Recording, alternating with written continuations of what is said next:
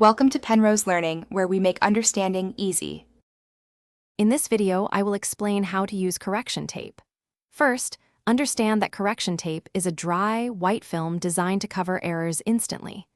To begin, hold your dispenser at about a 45-degree angle against the paper.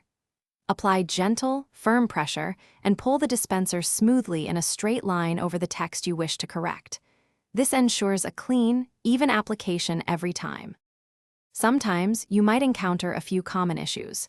To prevent the tape from tearing, always use consistent, light pressure and a steady hand.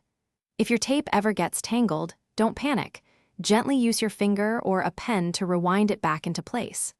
For longer corrections, slightly overlap your strokes to ensure full, seamless coverage of the mistake. For precise corrections on small errors, try using only the very tip of the dispenser. This allows for more controlled application. Correction tape is versatile and works effectively on various paper types, even some glossy surfaces. To maintain its quality and ensure a long lifespan, always store your correction tape dispenser in a cool, dry place, away from direct sunlight.